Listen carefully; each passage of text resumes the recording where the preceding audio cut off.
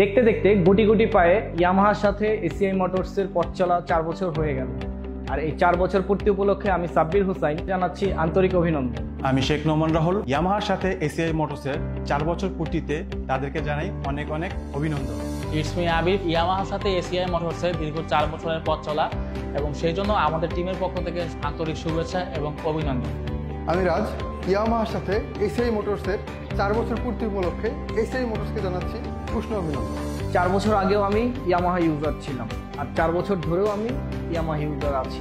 But এই 4 বছর আগে আমি যখন ট্যুরে যেতাম তখনকার আর এখনকার আমার ফিলিংস এবং সাপোর্টিং টোটালি ডিফারেন্ট। কারণ এখন এসিআইয়ের সাথে ইয়ামাহা যখন যুক্ত হয়েছে তারপর থেকে আমি যে কোনো জায়গায় পাহাড়ে, হিল ট্র্যাক, সাজেক, বান্দরবন, তারপর ডিম পাহাড়, আলীকদম, ইভেন প্রত্যেকটা পয়েন্টে ইয়ামাহার সার্ভিস সেন্টার আছে, যেখানে আমি যাওয়ার সাথে সাথে ইনস্ট্যান্ট যে কোনো ধরনের আমার সকল ধরনের সমস্যা আমি সমাধান পেয়ে থাকি।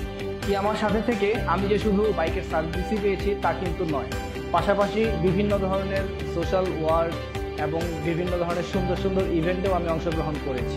তারই মধ্যে আমার মনে পড়ার মতো একটি ইভেন্ট হচ্ছে পতাকা সঠিকভাবে সমাহিত করা। থিমটি খুবই সুন্দর, যেটা হচ্ছে আমরা 16 ডিসেম্বর রাস্তাঘাটে ঘুরে আমাদের দেশের জাতীয় পতাকা ব্যবহার করি এবং তারপর সেটা মাটিতে ফেলে যাই। আমাদের সেদিনের ইভেন্ট ছিল আমরা সেই পতাকাগুলোকে তুলে সঠিকভাবে সমাহিত করব। আমার সাথে সর্বপ্রথম যে বাইকটা নেওয়া সেটা হচ্ছে আমার ফ্রেজার ভলকান রেড। তো এই বাইকটি নিয়ে বাংলাদেশের বিভিন্ন জায়গায় আমি ট্যুর করেছি। আমি R15 ভার্সন 3 ব্যবহার করছি এখন বর্তমানে। R15 ভার্সন 3 দিয়ে আমি সাজেক, বান্দরবন এবং বাংলাদেশের যতগুলো মোটরেবল রোড আছে সবগুলো রোড আমি কভার করেছি।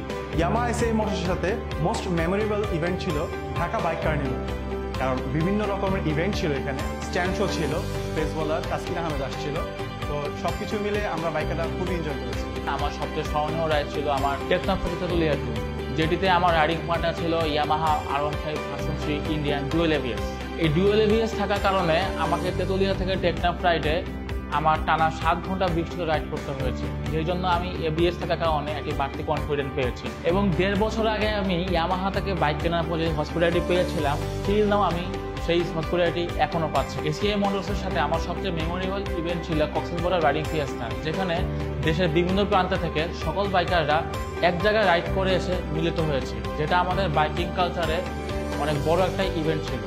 বাইক চালাচ্ছি গত 16 বছর যাবত, তবে ইয়ামাহা বাইকের সাথে রিলেশনটা 10 বছর। আমার প্রথম বাইকটা ছিল ইয়ামাহা FZS, তারপর আমি ইয়ামাহা R15 শিখত। তো 2016 সালে যখন এসিআই মোটরসের হাত ধরে ইয়ামাহা আবার বাংলাদেশে নতুনভাবে চলে আসলো, তখন দেখলাম তাদের সার্ভিস এবং যে সমস্ত ফ্যাসিলিটিসগুলো এগুলো অনেকটাই বুস্ট আপ হয়েছে। ইয়ামাহার সাথে এসিআই মোটরস বিভিন্ন ধরনের এক্সাইটিং ইভেন্টের অ্যারেঞ্জমেন্ট করে, যেগুলোতে আমি ম্যাক্সিমাম সময় পার্টিসিপেট করার ট্রাই করি। এর সাথে সাথে বিভিন্ন সোশ্যাল অ্যাওয়ারনেস অ্যাক্টিভিটিও তাদের থাকে। যেমন কিছুদিন আগে প্যান্ডেমিক সিচুয়েশনে আমরা মাস্ক ডিস্ট্রিবিউশন করেছি মাওয়াতে। এছাড়াও গত বছর শীতের সময় শীতার্তদের মধ্যে কম্বল আমরা বিতরণ করেছিলাম। Yes, Yamaha.